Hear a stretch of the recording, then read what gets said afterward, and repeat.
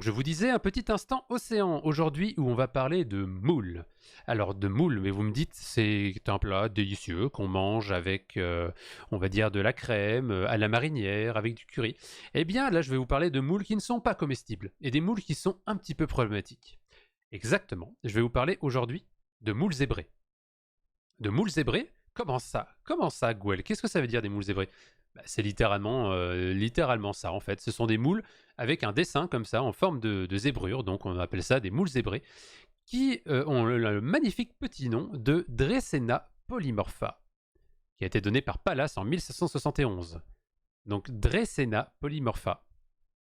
Des moules en pyjama, c'est un peu ça. Ah, parce que tu as un pyjama zèbre, monsieur Lico. D'accord. Donc la moule zébrée, zebra mussel en anglais, c'est une moule, voilà, une moule parce qu'elle est classée dans la... comment dire? Ce qu'on appelle moule, en fait, c'est un nom qu'on appelle vernaculaire, donc un nom d'usage, un nom courant, mais ça reprend un certain nombre d'espèces qui sont classées dans plein de familles. Dans le sens où la moule bleue, la moule que nous avons l'habitude de manger dans nos plateaux de fruits de mer s'appelle la moule bleue, donc ça s'appelle Mytilus edulis.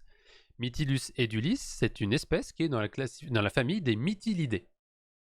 Il se trouve que la moule que vous avez ici, Dressena polymorpha, ne fait pas partie des Mytilidés, mais fait partie des Dressenidés. Et donc ces deux familles plus quelques autres à côté font un super ensemble qu'on appelle les moules, plus communément. Parce que ça a vraiment cette forme caractéristique de bivalve, donc bivalve avec les deux valves comme ça, une gauche et une droite, qui sont reliées par un petit filament. Donc ça, bivalve, il y en a beaucoup, hein, c'est quelque chose qui est quand même assez commun dans le milieu des invertébrés. Et donc cette petite moule-là, donc vous avez deux valves qui sont reliées par un petit filament et ce qu'on appelle un ligament. Et avec des muscles adducteurs qui permettent d'ouvrir ou de fermer la coquille. Donc, Dressena polymorpha, c'est une espèce qui est pas vraiment concernée par un statut de conservation particulier. Si vous regardez ici, en bas à droite, là où je suis, là, entre les sous-titres et ma caméra, vous avez le statut de conservation de l'UICN, pour l'Union internationale de conservation de la nature. Et ça, c'est un statut de conservation qui est donné en fonction donc du nombre d'individus de l'espèce, de la dynamique aussi de son renouvellement. Enfin bref, en gros, est-ce qu'elle est menacée d'extinction ou non? Et en général, quand vous voyez ce petit graphe et que c'est vert tout à droite, c'est qu'on s'en fiche. Non, c'est pas qu'on s'en fiche, mais c'est qu'elle n'est pas du tout préoccupante. Il n'y a pas vraiment d'extinction prévue pour l'instant, en tout cas selon nos chiffres, pour cette espèce. Ce n'est pas le cas pour beaucoup d'espèces. Vous allez voir que certaines peuvent être menacées d'extinction, donc vulnérables, en danger ou critiques, ou même en voie d'extinction, ou même éteintes. Donc c'est pas la joie, hein, le statut de conservation, mais c'est un outil qui est exceptionnel pour pouvoir faire du management de la biodiversité. Donc c'est une espèce plutôt commune qu'on retrouve historiquement en Europe. C'est une espèce qu'on trouve dans les eaux douces. Ce n'est pas une moule marine, c'est une moule d'eau douce. Donc une moule qui vit dans les rivières, dans les lacs et dans les fleuves. Donc vous allez me dire, une moule, c'est bien gentil. Du coup, c'est quelque chose quand même... Quand je vous dis moule, vous pouvez me dire, c'est quelque chose qui forme des sortes de récifs, des sortes d'agglutination de moules tout ensemble pour former quelque chose qui fait mal aux pieds quand on marche dessus? Eh bien, vous avez raison. Ça, c'est le cas des Mytilus edulis. Ça forme des gros récifs, des moulières qu'on trouve en milieu rocheux. Donc des moules qui sont collés sur le rocher avec des filaments protéiques qu'on appelle du byssus. Je vous marque ça dans le chat. Byssus. Et byssus, ce sont des filaments protéiques qui permettent à la moule de s'accrocher à leur substrat de façon extrêmement robuste, dans le sens où détacher une moule de son substrat à la main, bonne chance, c'est difficile, il faut vraiment tirer comme un dingo pour le faire. En général, quand les gens récoltent des moules comme ça, c'est avec une petite raclette qu'on utilise pour faire du crépi par exemple, et on prend la moule. Parce que le byssus, les filaments protéiques sont extrêmement résistants. Donc, en général, nous on a cette idée que la moule est une moule qu'on va trouver surtout en milieu solide. Donc en milieu qu'on va trouver justement rocheux, ou les quais de bateaux, les coques de bateaux aussi. Il y en a beaucoup qui peuvent se mettre là-dessus. Donc tout environnement solide sur lequel elles vont pouvoir s'attacher et vivre leur vie de moule. Eh bien, je vous dirais, c'est le cas pour certaines espèces, notamment Dracena aussi, c'est une espèce qu'on va trouver sur les surfaces solides. Mais il y a beaucoup de moules qu'on peut trouver aussi dans le sable. Et oui, d'ailleurs, même certaines populations de Mytilus et d'Ulysse ont été trouvées dans le sable. Donc en fait, ce qu'elles font, c'est qu'elles s'enfouissent dans le sable. Le byssus leur permet de se stabiliser avec des petits filaments entre les différents grains de sédiments. Et elles mettent à la sortie du sable, à la surface, leurs petits siphons, on va dire leur tête, leur bouche. Donc leur bouche, pour justement faire en sorte qu'elles puissent avoir des petits siphons comme ça et qu'elles puissent filtrer. Et ça, elles se cachent dans le sable comme ça et elles sont très bien. Et ce genre d'espèces-là permet aussi de faire en sorte que si vous en avez beaucoup dans le sable, bah vous avez un sable qui est très stable.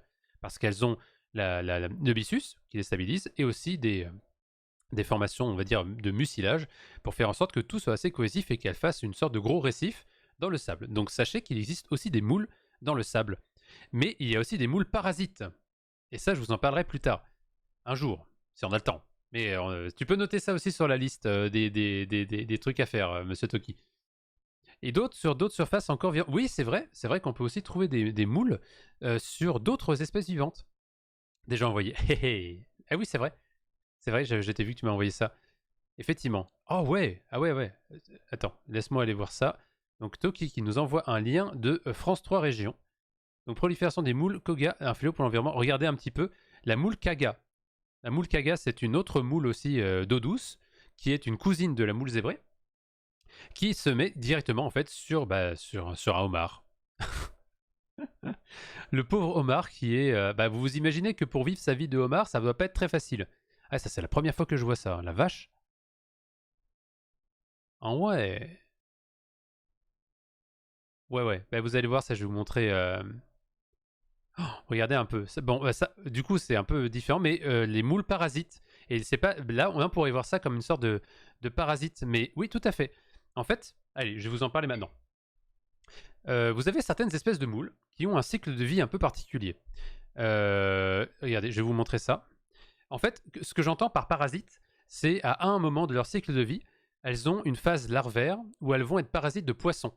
Et vous allez voir, moi quand j'ai moule marinière, non. Tac. Donc Mytilda, oui, bien sûr. Parasite de la moule. Non, c'est pas ce que je veux. Larve. Bing, s'il te plaît. En tant que breton, ça me fait flipper. Ah. Représente. Oui, ça fait flipper, mais vous inquiétez pas, c'est a priori pas pour les humains. Je vais vous montrer un petit peu, ça c'est un peu... Voilà, voyez, ça. D'ailleurs, je pense qu'on pourrait en faire une autre capsule, ça. Donc, vous voyez ça? Vous voyez cette espèce de truc de l'enfer que vous avez? Et bien ça, ce sont des larves. Donc, quand vous avez un cycle de vie d'invertébrés, en général, c'est un cycle de vie indirect. Dans le sens où vous avez une moule, qui est par exemple un adulte, qui va produire des gamètes. Les gamètes vont se rencontrer avec des mâles et des femelles, comme chez nous. Sauf que du coup, quand ils vont fusionner, ça va donner un embryon, et l'embryon va donner une larve. Donc c'est un organisme qui n'est pas reproductible, donc qui n'a pas encore atteint sa maturité, et qui va subir une ou plusieurs métamorphoses pour permettre ensuite d'avoir un individu adulte. Et quand on parle de métamorphose, c'est qu'on peut avoir vraiment des modifications énormes de l'organisation de l'espèce. Et en général, d'ailleurs, il existe un type de larves particulier pour les espèces. Mais ça, on y reviendra plus tard. Donc là, ce que vous avez ici, ce sont des larves de moules. Et je ne sais pas si vous voyez bien sur la photo, mais si vous regardez la moule tout en haut, là, toute la moule qui est vraiment au centre de l'image tout en haut, vous voyez qu'elle a cette sorte de deux petits crochets, comme ça, au niveau de ses valves. Je vais essayer de vous trouver une autre, on dirait des petites figues. Ouais, mais c'est pas des figues. Non. Je vais essayer de vous trouver ça. Larve de... Mais Bing... Oui. Non, mais... Attendez.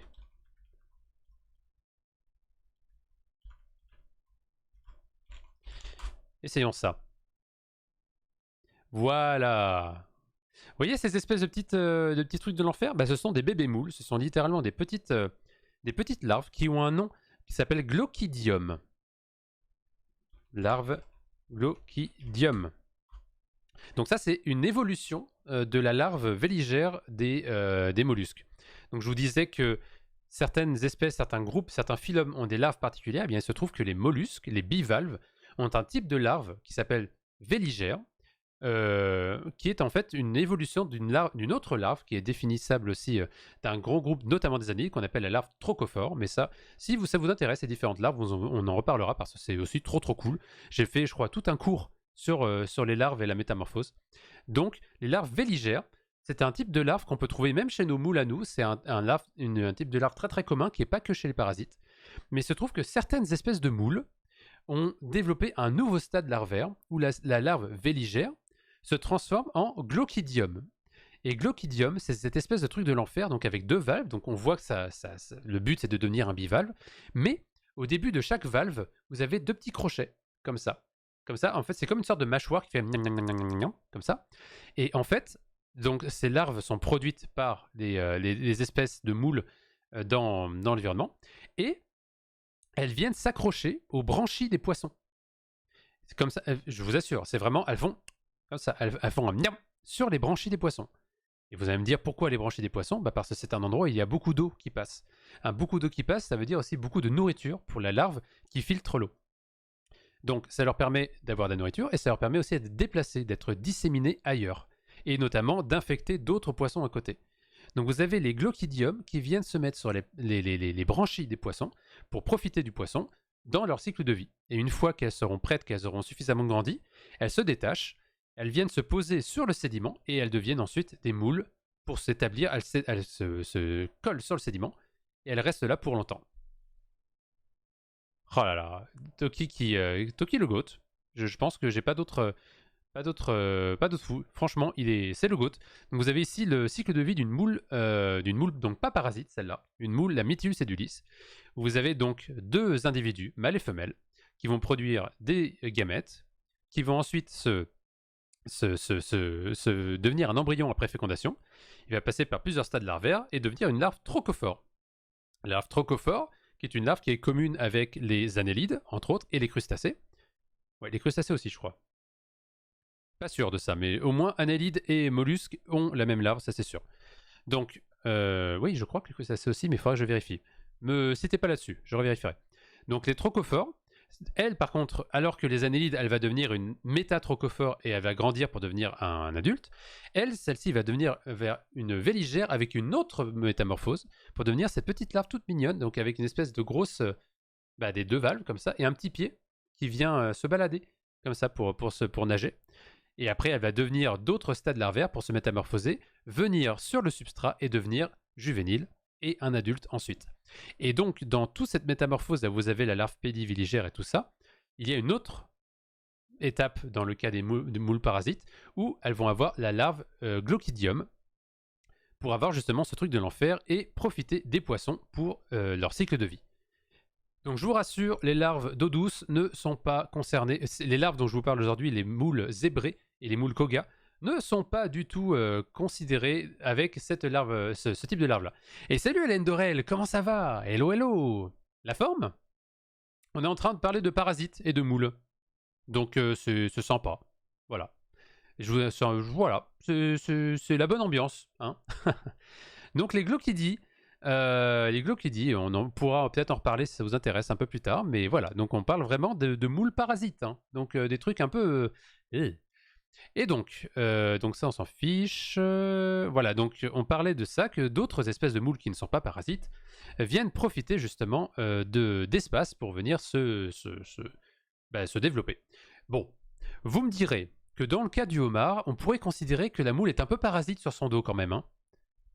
On pourrait considérer un petit peu ça, sauf que la définition du parasitisme est assez complexe et en général, quand on parle de parasite, donc c'est une relation moins plus, comme la prédation, sauf que le parasitisme, c'est une relation qui est très intime, dans le sens où on voit vraiment que le parasite vient au niveau même physiologique et qu'il y a un lien où en général le parasite, si on enlève le parasite, l'hôte meurt. En général. C'est pas toujours le cas, heureusement. Mais il y a ce que je voulais dire, c'est qu'il y a vraiment un lien très très intime entre le parasite et son hôte. Ici, on pourrait voir ça un peu comme de l'amensalisme, dans le sens où il y aurait un bonus pour la moule et un côté un peu neutre pour le homard, même si effectivement, je pense que ça doit un peu l'embêter dans son cycle de vie, le pauvre choupi. Donc, À mon avis, c'est pas du gros parasitisme. Ça pourrait être considéré comme une sorte de parasitisme léger, quand même. Mais je vois plus ça comme de l'amensalisme, donc une relation moins neutre plutôt que moins plus.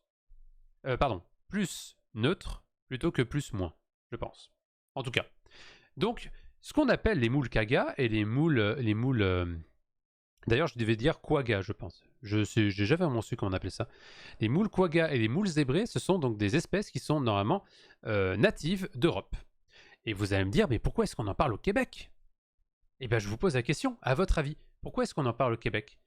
Qu'est-ce qui ferait que des moules qui sont natives d'Europe se retrouvent maintenant au Québec et plus largement dans l'Amérique du Nord-Est? À votre avis, vous avez une idée? Transporté par les poissons. Euh... hmm. Tu peux avoir ça. Il faut imaginer quand même qu'il y a un océan entre les deux continents. Donc il n'y a pas tant de poissons que ça qui font le voyage, à part les anguilles. Donc pas dans le cycle naturel, je te dirais, du poisson. Ce serait pas le cycle naturel du poisson qui ferait qu'elles sont déplacées. Elles ont été introduites par l'homme et maintenant c'est un problème. Ah bah Rome, c'est pas fait en 3 jours.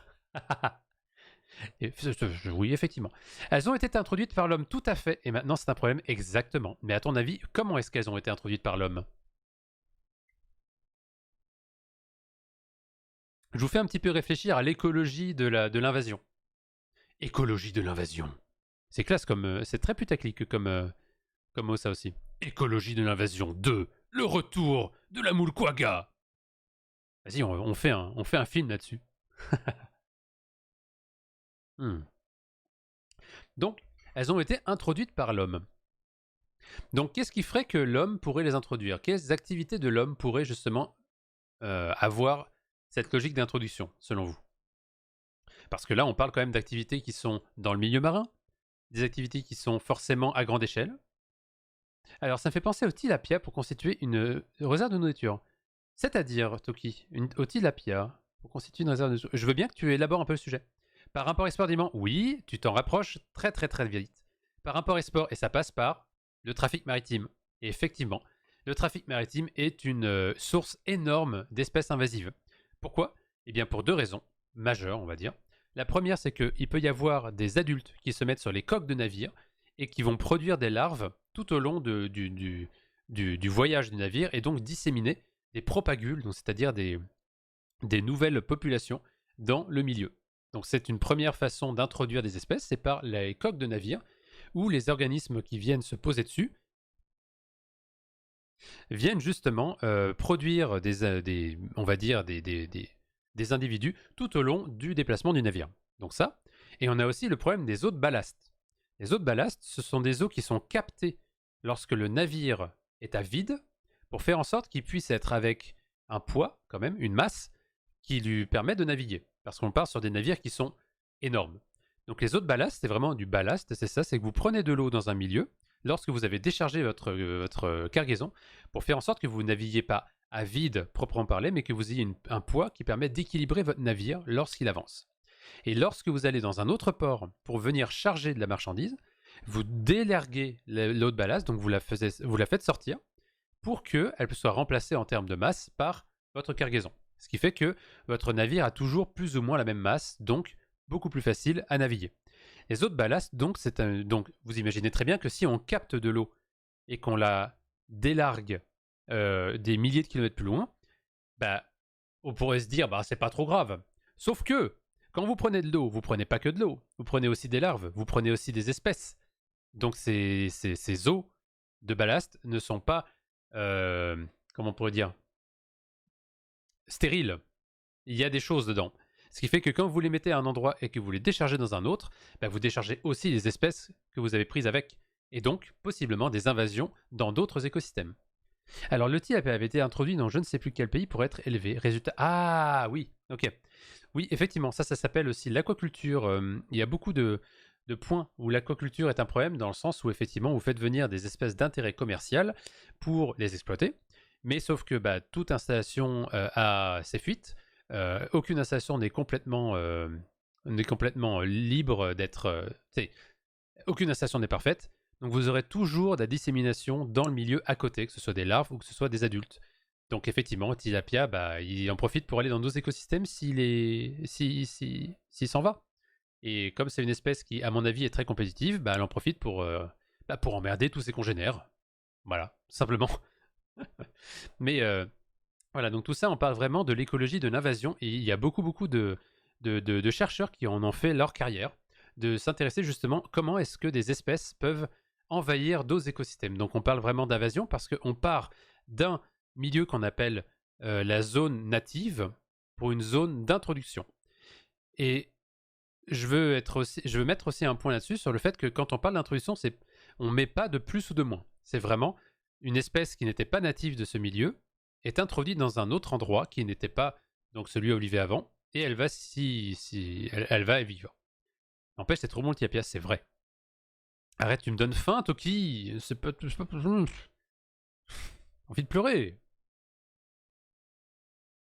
Et il se trouve que vous imaginez très bien que certaines espèces sont des plus gros compétiteurs que d'autres. Certaines espèces vont avoir plus de succès dans leur invasion parce que vous imaginez pas que toutes les espèces qu'on introduit réussissent à vivre après. Non, non, non. Quand on a un phénomène d'introduction, on a donc plusieurs étapes, on va dire, qui ont été modélisées ou qui ont été théorisées par les écologues pour dire est-ce qu'une invasion a son succès ou non. Par exemple, est-ce que on passe d'un milieu marin à un milieu aquatique d'eau douce, par exemple. Donc là, vous avez un stress salin, déjà, pour les espèces qui y sont. Est-ce qu'elles sont capables d'y résister? Ensuite, est-ce que la température est suffisante? Est-ce que les autres espèces à côté lui permettent de se développer? Dans le sens, est-ce que ce sont des proies? Est-ce que ce sont des prédateurs? Est-ce qu'il y a assez pour leur cycle de vie? Est-ce qu'elles sont capables de se fixer? Est-ce qu'elles sont capables de se reproduire? Donc ça, c'est cinq, on va dire, exemples. C'est ce qu'on appelle des filtres. Donc imaginez ça comme vous avez un tas de sable, on va dire, avec plein de grains de tailles différentes. Okay, vous imaginez, vous êtes sur la plage, vous prenez un tas de sable. Donc ce tas de sable, chaque grain correspond à une larve, par exemple, à une espèce qui va aller envahir votre milieu. Donc vous avez votre sac de sable comme ça, et vous voulez à la fin voir combien de grains vont être dans votre milieu final. Donc pour ça, vous prenez votre sac de sable et vous le faites passer parmi différents tamis avec des mailles et une configuration différente. Vous allez avoir des tamis qui vont bloquer les espèces les plus grosses. Vous allez avoir des tamis qui vont bloquer des espèces petites. Vous allez avoir des tamis qui vont bloquer des grains avec une certaine forme. Vous allez avoir des tamis qui vont, par exemple, si on veut rester dans la métaphore, capturer des grains pour en faire des plus gros cailloux, comme pour les espèces qui mangent d'autres espèces. Donc vous avez plein de tamis successifs comme ça, et à la fin, vous regardez combien de grains de sable ont réussi à passer tous les tamis. Et je peux vous dire déjà que, en général, quand vous avez, mettons, 100 grains de sable au début, il n'y en a que 1 ou 2 qui passent à la fin, qui a réussi à passer tous les tamis. Et ces 1 ou 2 vont avoir la possibilité de s'établir pour de bon, et être les pionniers, on va dire, les individus zéro d'une nouvelle population. Donc lorsque la population est établie et que ces individus ont réussi à se développer, eh bien à ce moment-là, on peut parler effectivement que l'espèce a réussi son invasion et qu'elle a été introduite dans une nouvelle zone par rapport à sa zone native, on va dire. Donc, est-ce qu'après elle va avoir un impact? C'est un autre problème. Parce qu'il y a aussi des invasions qui peuvent être positives, dans le sens où certaines espèces vont venir dynamiser le milieu en étant par exemple une nouvelle source de nourriture pour les proies, pour les prédateurs qui sont présents là-dedans, ou alors elles vont permettre aussi d'augmenter les services de l'écosystème, tout un tas de considérations comme ça. Mais en général, quand les invasions succèdent, c'est que on va dire, les espèces ont quand même un potentiel d'adaptation et une compétitivité assez importante. Ce qui veut dire qu'elles vont littéralement marcher sur tout l'écosystème. Elles vont venir manger les prédateurs qui sont là, elles vont venir manger les proies, elles vont venir prendre l'espace, avoir une plus grande compétition pour l'espace. Donc, ça peut être quand même on va dire des influences assez importantes pour l'écosystème qui vont drastiquement changer sa structure. Eh bien, dans le cas de la moule quagga et des moules zébrées, c'est ce qui se passe. Ce sont des moules qui sont très résilientes, très résistantes, et qui peuvent passer beaucoup de tamis successifs pour faire en sorte qu'une fois qu'elles sont établies, eh bien, elles sont très très très facilement incontrôlables et parce qu'elles se développent très très vite, ont une reproduction très élevée et voilà. Donc, voyez, par exemple, sur ce pauvre homard, lui, il a jamais rien demandé, hein, ça c'est sûr. Et ça peut être encore plus embêtant pour d'autres endroits, et notamment au Québec. Je vais essayer de vous retrouver ça, par exemple, sur le lac Témiscouata. C'est une problématique. Donc, Témiscouata, c'est un lac qui est au Québec. Si je me souviens bien, qui est au sud-est du Québec, donc entre les cantons de l'Est et le Bas-Saint-Laurent. Très bel endroit hein, d'ailleurs, si vous voulez aller voir. Il y a des très très belles randonnées à faire dans la forêt et sur les plages, magnifiques. Et sur le lac Témiscouata, il y a aussi cette problématique, c'est un grand lac avec beaucoup de poissons, mais il y a aussi beaucoup d'activités humaines qui sont faites, notamment des activités récréatives. Et il se trouve que la moule zébrée et la moule quagga ont la possibilité de se coller sur les embarcations de plaisance, comme les kayaks, comme les paddleboards. Et évidemment, si vous nettoyez pas vos kayaks et tout, vos gilets, tout ça, vous avez une chance que certaines larves ou certains individus puissent être disséminés ailleurs quand vous allez faire d'autres activités dans d'autres lacs. C'est pour ça que vous avez au Québec une réglementation, ou en tout cas une, une incitation citoyenne à nettoyer le plus possible tout ce qui a été en contact avec de l'eau, parce que vous n'êtes pas sûr qu'il y a qu'il y a de la moule zébrée, et donc possiblement vous pouvez disséminer l'invasion de la moule zébrée. Et c'est une problématique qui est très importante parce que c'est une moule qui va avoir, vous allez voir, beaucoup d'impact sur le milieu. Donc vous avez ici cette petite moule, donc ça c'est la moule zébrée, hein, comme je vous disais, qui est une espèce qu'on retrouvait donc dans la mer Caspienne, la mer Noire, donc en Eurasie. Et elle a été dispersée dans la majorité des eaux douces d'Europe, et depuis elle atteint l'Amérique du Nord. Et on parle d'espèces qui sont quand même petites, qui sont moins de 3 cm à l'âge adulte, et en forme triangulaire comme ça. Et vous pouvez avoir certaines espèces qui peuvent atteindre des densités de 40 000 moules zébrées par mètre carré. Je vous laisse réfléchir 2 minutes à ça. Par mètre carré, donc vous prenez 1 mètre sur 1 mètre, vous mettez 40 000 individus d'une moule qui fait 3 cm. Vous avez 3 heures. C'est beaucoup. Ce sont des énormes densités. C'est vraiment colossal. Donc, c'est vraiment un tapis, un récif qu'il y a de moules. Et même des fois dans les grands lacs, alors attention, parce que là, les grands lacs, c'est encore un peu plus au sud, c'est à la limite entre les États-Unis et, et le Canada. Donc les grands lacs près de Toronto, Chicago, tout ça, certaines fois, vous pouvez avoir 700 000 moules au mètre carré. 700 000 moules. C'est difficile quand même. Donc 700 000 moules au mètre carré, ça fait une énorme densité. Donc, le problème, c'est que c'est comme je disais, c'est une espèce qui a une forte capacité d'adaptation, qui lui permet de survivre aux températures de l'hiver, mais aussi à beaucoup de conditions, notamment, par exemple, les conditions bactériologiques de ces milieux. Elle est vraiment très très résistante. Donc là, il y a toute une information aussi où on la voit, notamment aussi le lac Memphremagog et la rivière Magog. Donc toutes des régions en Estrie qui ont été touchées, et le lac Témiscouata maintenant en 2022, donc c'est vraiment actuel. Et donc elle profite effectivement qu'il fait plus chaud, il y a aussi plus d'activités qui sont faites dans les lacs pour se disperser et s'établir en fait. Mais vous allez me dire, c'est bien gentil ce que tu nous proposes, Gouel, mais c'est pas très grave s'il y a une moule qui s'établit, même si elle est à 700 000 individus par mètre carré. On n'est pas à Paris, on a toujours la possibilité qu'elle puisse avoir un impact bénéfique pour le milieu. En théorie, oui, vous avez raison. Une espèce, c'est pas parce qu'elle s'est établie un milieu qu'elle va avoir des impacts négatifs. Alors attends, j'ai dit ton truc. Donc, on m'a toujours appris à bien nettoyer un kayak après une sortie en mer à cause du sel, mais il faut aussi le faire après une sortie en eau douce à cause des moules. Exactement, Lissam, parce qu'effectivement, le sel va aller abîmer ton kayak, mais tu peux aussi considérer qu'il y a d'autres espèces qui peuvent abîmer les écosystèmes.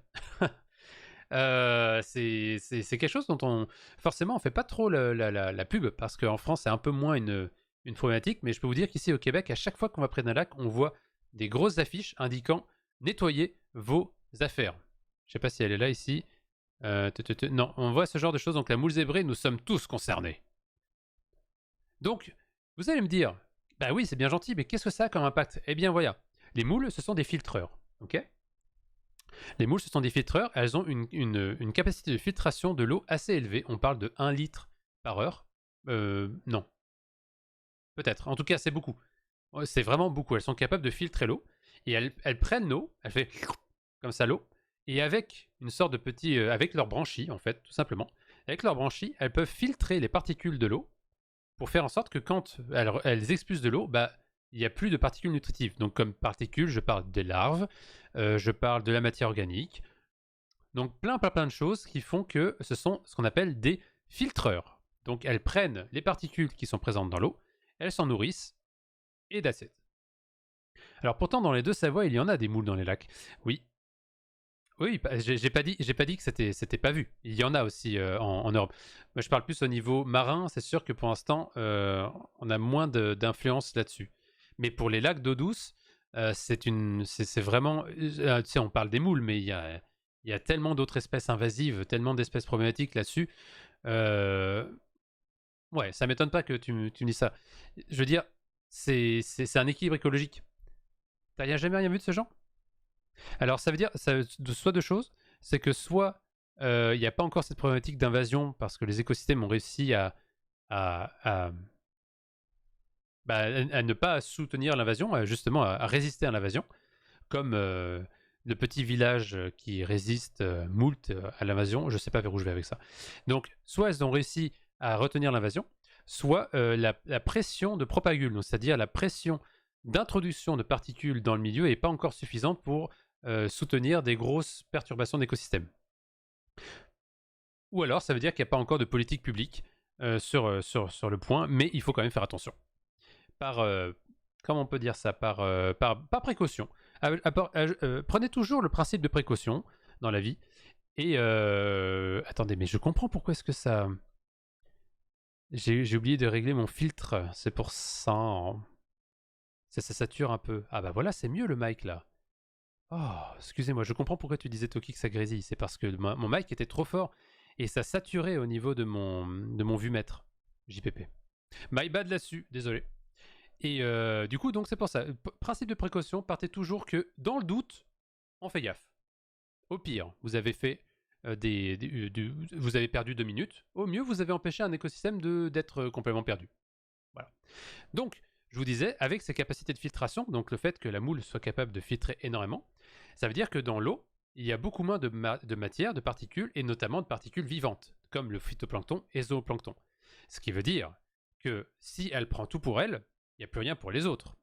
Donc les autres espèces, elles vont avoir plus de mal à se nourrir des autres filtreurs. Donc il y a déjà une compétition pour la ressource qui a lieu à ça. Le fait aussi qu'il y ait moins de particules dans l'eau fait que l'eau est plus claire. Il y a moins turbide. Donc, comme elle est plus claire, bah, ça veut dire que la lumière du soleil va pénétrer plus profondément parce que ce qui fait que la lumière passe profondément dans l'eau, c'est qu'elle n'est pas arrêtée. Les rayons ne sont pas déviés par des particules. Si vous mettez beaucoup de sédiments, beaucoup de particules dans l'eau, bah forcément, votre eau, la lumière ne va pas pénétrer très profondément dans votre eau. Mais si vous mettez de l'eau comme mettons, dans ma bouteille d'eau, hein, qui sort directement du robinet, bon, il y a un peu de plomb, c'est normal, on est à Montréal. Mais je veux dire, si vous sortez de ça, ben, vous allez voir que votre eau est claire parce qu'il n'y a pas de particules. Effectivement. Donc, s'il n'y a pas de particules, ça veut dire que la lumière va aller beaucoup plus profondément et ça va permettre aussi le réchauffement de l'eau parce que les rayons du soleil transportent de l'énergie. Donc, ça va réchauffer l'eau et aussi, ça va permettre de favoriser la photosynthèse des producteurs primaires. Et donc ça, on peut se dire que c'est une bonne chose, sauf que dans certains cas, ça peut aussi provoquer de l'eutrophisation, c'est-à-dire donc une prolifération énorme de phytoplancton et avoir justement des efflorescences, des blooms, des floraisons, on va dire, d'algues toxiques. Donc c'est tout intégré tout ça. Hein. Je dis pas que les moules sont le seul, comment je pourrais dire, le seul phénomène qui va justement à cet effet, mais ça a été montré plusieurs fois dans la littérature que la présence de moules invasives a vraiment des impacts très très profonds sur les écosystèmes, notamment donc, sur la qualité de l'écosystème. Donc c'est embêtant. En plus de ça, vous avez aussi la possibilité que la moule prenne tout l'espace disponible, donc ça veut dire qu'elle ne laisse plus d'espace pour les macroalgues, par exemple, pour les grosses laminaires, tout ça. Que ça veut dire aussi qu'il y a moins de refuges pour les poissons. C'est complètement compliqué. Donc vous voyez, là on parle vraiment d'impact assez majeur. Hein. On parle que l'écosystème est vraiment perturbé profondément. Donc c'est pour ça et en plus, évidemment, vous imaginez bien que si vous avez une densité de 700 000 individus, forcément, ça veut dire que la surface sur laquelle vous êtes va aussi avoir un stress. Donc si c'est un rocher, à la limite, what's it? C'est pas grave, c'est un rocher. Par contre, si vous êtes sur des coques de bateau, si vous êtes sur des chantiers, des quais, par exemple, vous imaginez bien que toutes ces moules-là, elles ont une masse. Donc 700 000 moules mètres carrés, vous imaginez bien que ça peut entraîner des dommages. Ça peut entraîner beaucoup de dommages. Et ça peut aller encore plus loin pour les systèmes hydrauliques. Parce qu'imaginez que vous prenez de l'eau pour faire refroidir, mettons, une centrale nucléaire. Parce que je ne suis pas sûr qu'il y ait des centrales nucléaires au niveau des Grands Lacs. Je sais qu'il n'y en a pas au Québec, mais au niveau des Grands Lacs, je ne suis pas sûr. Mais mettons, par exemple, vous avez une centrale électrique, une centrale nucléaire, qui pompe de l'eau pour faire en sorte de refroidir ces réacteurs, ou vous avez tout simplement une centrale hydroélectrique qui fait passer de l'eau dans des turbines pour produire de l'énergie. Vous imaginez très bien que c'est les pales des turbines, des systèmes de captation de l'eau, ce sont des surfaces colonisables. Donc ça veut dire que si vous mettez des moules dessus, bah forcément vous allez diminuer le ratio, vous allez diminuer le rendement de ces systèmes-là, et donc bah, niveau économique, ça risque de ne pas être très très bien, parce que ça endommage, parce que ça limite aussi la production d'électricité, et ça peut même entraîner des dégâts et on va dire des problèmes majeurs. Imaginez très bien si une centrale atomique ne pouvait pas capter suffisamment son eau pour venir refroidir son réacteur, on pourrait avoir des problèmes. Donc, impact économique, impact écologique et évidemment des impacts sociaux parce que bah, la pêche évidemment a un impact puisque les petites larves de poissons sont filtrées par les moules pour être mangées et parce qu'évidemment il n'y a pas non plus de zone de protection pour que les petits juvéniles puissent s'y reposer avant de devenir plus grands. Donc beaucoup d'impact quand même. Donc là, vous voyez par exemple sur le site du gouvernement du Québec, sur le site qui s'appelle aptementquebec.ca, vous avez des descriptions justement de la moule kaga, qui elle s'appelle, donc la moule kaga c'est Dressena bugensis, donc vous voyez que c'est le même genre mais pas la même famille que la Dressena polymorpha. Donc même genre, mais un petit peu différente.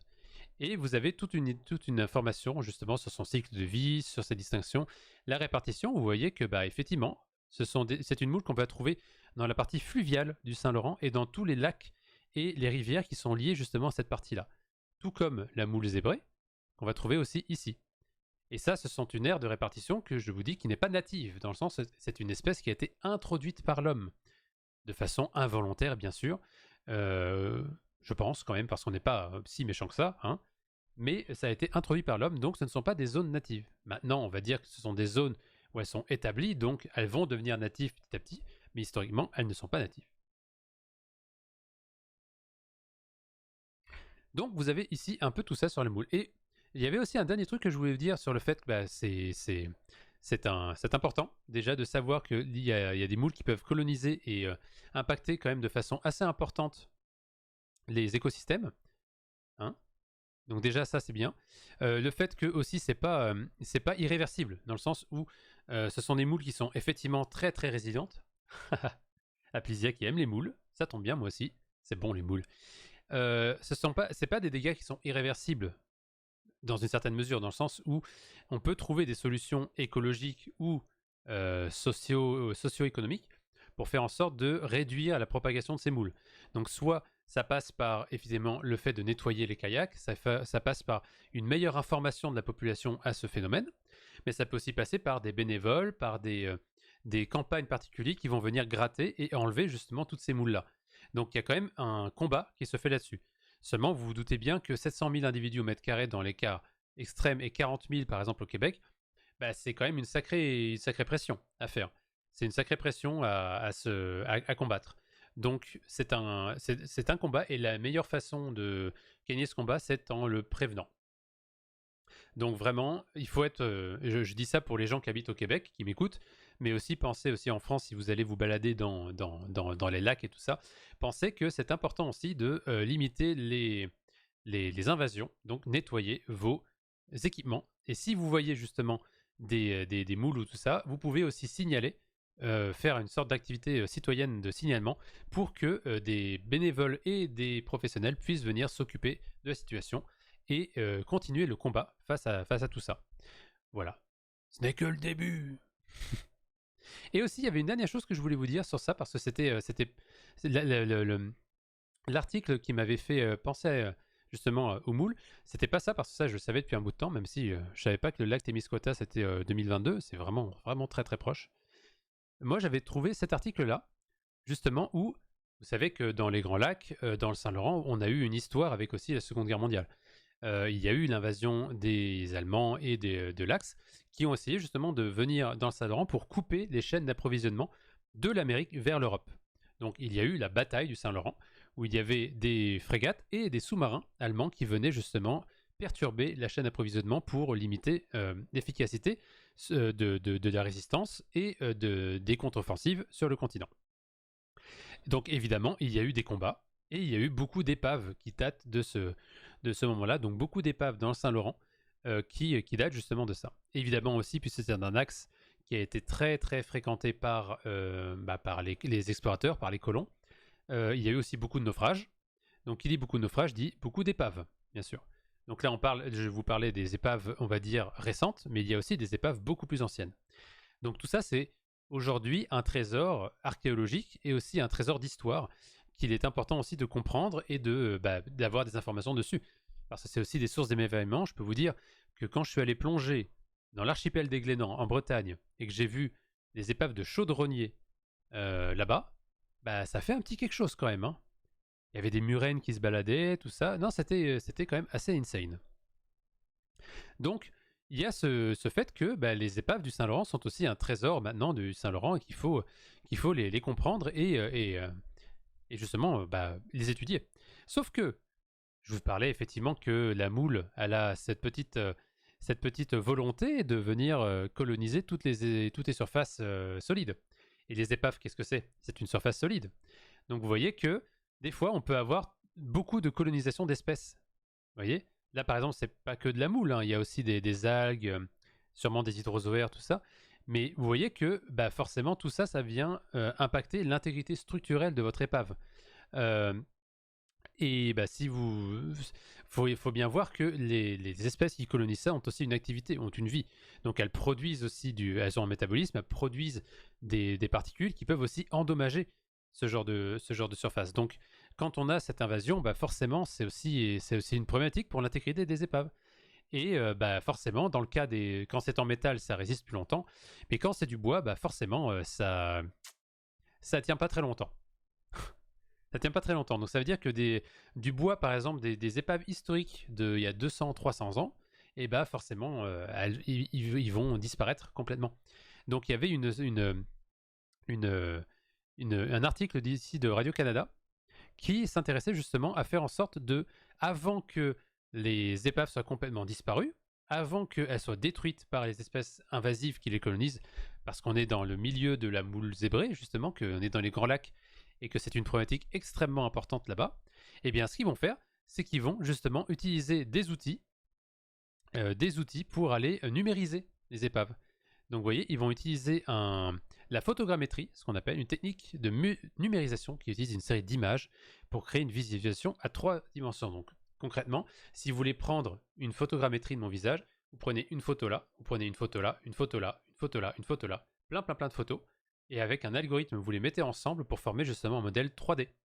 Et ça va permettre justement d'avoir des modèles 3D numériques qui vont être utilisés pour étudier justement ces épaves, étudier d'un point de vue historique, étudier aussi d'un point de vue écologique, pour voir parce que ça forme aussi des récifs artificiels. Donc beaucoup d'informations scientifiques extrêmement pertinentes. Et par exemple, là, c'est un article qui était sorti, je sais plus quand, en 2014. Donc ça commence à... 2014 ? Non. Le 3 octobre. Non, 3 octobre. C'était il y a une semaine. Ah ouais? J'ai lu ça il y a une semaine, moi. Ah, d'accord. Bon, mettons. C'est quand même des thématiques d'importance actuelles. Et ils ont quand même réussi à numériser 1400 épaves pour l'instant. Enfin, ils veulent espérer cartographier 1400 épaves qui seront à des profondeurs tolérables pour les humains d'ici 20 ans. Donc, c'est important pour l'histoire sous-marine, c'est important aussi pour l'émerveillement des plongeurs, de notre histoire finalement. Donc, un trésor archéologique à garder, même si c'est de l'archéologie récente. Donc, un combat aussi très très concret contre justement les moules zébrés, et c'est un combat qui est actuel et en cours. Donc voilà, j'étais tombé là-dessus et je trouvais que c'était assez intéressant de vous parler de tout ça. Voilà. Donc la petite moule zébrée ici encore, donc un rapport pour agir. Il y a aussi, voilà, c'est cette affiche qu'on trouve le long des côtes. Cette affiche où justement, il y a, ça indique aux riverains qu'il y a une moule zébrée, qu'il y a des moules zébrées ici. Donc pour les reconnaître, comment les reconnaître et ensuite comment dire qu'il y a des moules zébrées ici. Ah, bref, vous m'avez compris. Pour apporter justement un rapport, il y a une moule zébrée qui est ici. Pour contacter l'association de protection du lac. Voilà, donc plein de choses intéressantes et surtout que on disait, tu sais, la moule pour nous, la moule c'est quelque chose qu'on mange. Et bien là, j'ai essayé de vous présenter un petit peu des informations différentes sur les moules, que ce soit des moules invasives ou des moules parasites. Oh, l'appel de Subnautica. Exactement, Toki, c'est exactement ce que je suis en train de me dire. Alors, avant de passer sur Subnautica, je voulais vous poser, est-ce que vous avez des questions? Déjà, est-ce que vous avez des points sur ça que je n'ai pas abordé, que vous aimeriez qu'on aborde sur les moules? N'hésitez pas, hein, c'est vraiment quelque chose qui est interactif. Donc n'hésitez pas à me poser des questions, vraiment. Donc voilà. Ouais, population associée à des briozoaires. Ouais, donc vous voyez, ça c'est le siphon de la moule dans lequel elle vient justement capter l'eau pour filtrer toutes ces particules nutritives. Et à côté, vous avez des longs filaments qui sont des briozoaires, donc des espèces marines qu'on trouve d'ailleurs qu'en milieu marin. Briozoaires qui sont des espèces fascinantes, des petites espèces coloniales, mais dans le sens qu'elles forment des colonies de clones entre elles, et qui sont aussi des petits filtreurs. C'est très beau à voir. Je vous en parlerai aussi, ça. Toki, tu peux le noter si tu veux. Briozoaire, brio, B-R-Y-O, zoaire. Bonjour, trop proche, trop proche.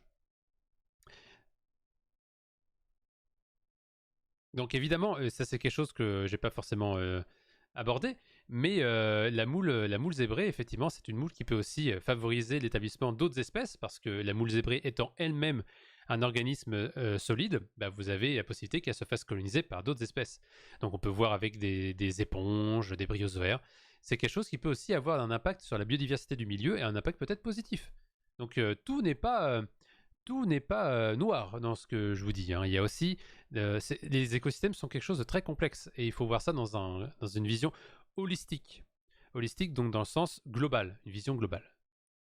Très intéressant toutes ces problématiques autour d'un moule zébré. Effectivement, écoute, j'espère que vous avez appris quelque chose. J'espère vraiment que ça vous a plu. Puis on se retrouvera à la fin du mois pour un autre Instant Océan qui parlera aussi de mollusques, mais pas le même.